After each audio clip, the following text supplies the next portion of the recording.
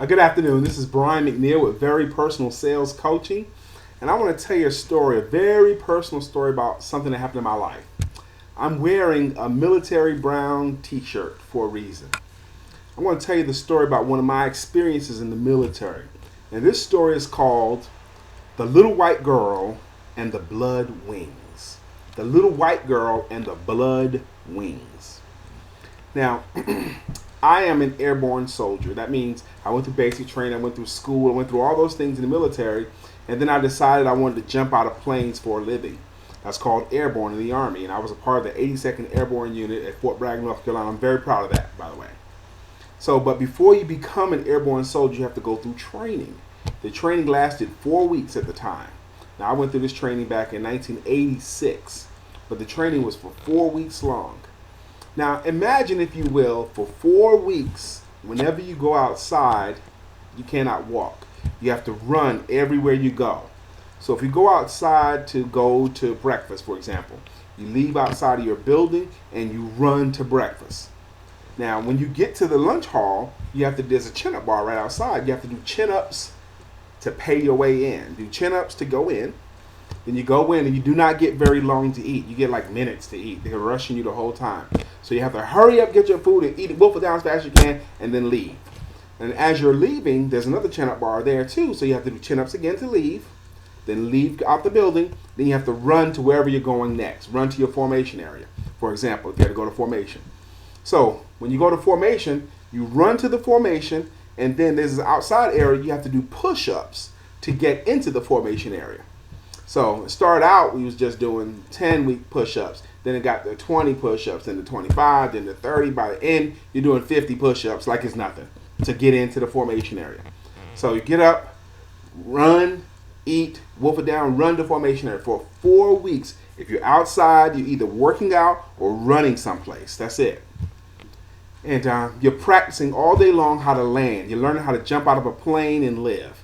The military parachute is designed to get you from the plane to the ground as fast as possible, safely so the enemy can't shoot at you in the air.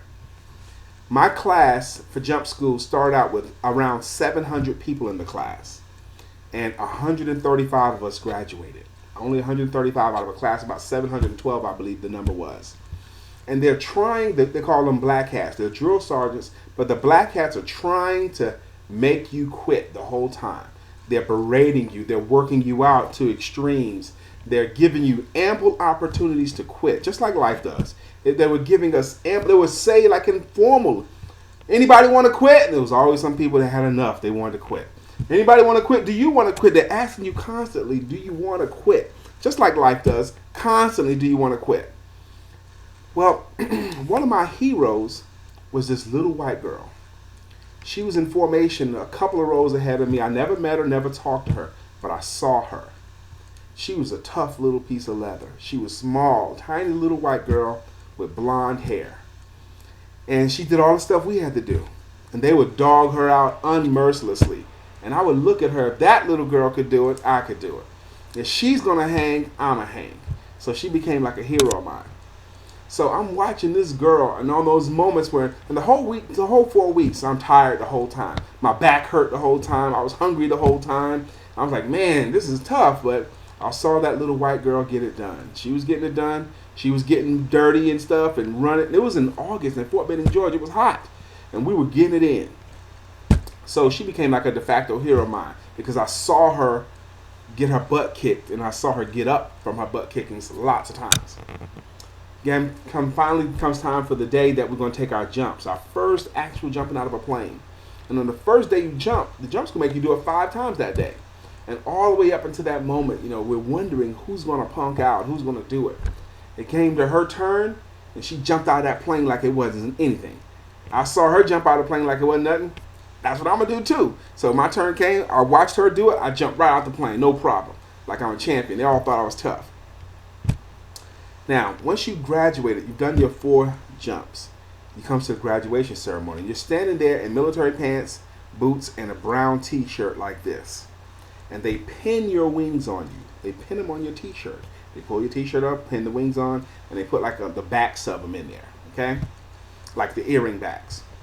But you have the option to get blood wings. Blood wings.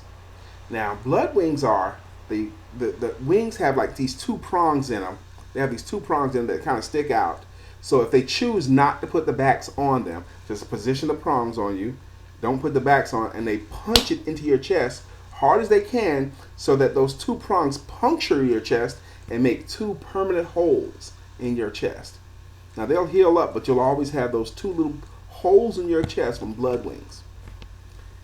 They're going down the line, and they get to the little blonde girl, little blonde white girl. And she yelled, "Blood wings, black hat!" Blood wings, black hat. Now they call these guys black hat. Now the guy that happened to be pinning her wings on was probably 6'5", big black guy, big hands, rock hard chiseled, and he gave her no quarter and no mercy. She asked for blood wings. She yelled at him, blood wings. He positioned it on her t-shirt. And he reared back and he punched that girl hard as he could to make blood wings. She fell back like 3 rows and kind of stumbled over. He hit her so hard. She got up quick as she could, ran back to her position, locked up at attention and yelled, "Ha!" I watched that thing. I'm like, wow, that was amazing. So I watched her get beat up by life, and she yelled back at life. And that inspired me.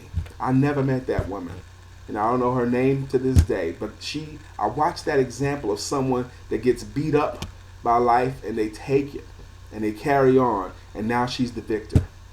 Life could be kicking your butt right now, but you can wear your blood wings, and you can get up and you can get back in position and yell, "Hoorah!" I want to share that story about the little white girl and the blood wings with you.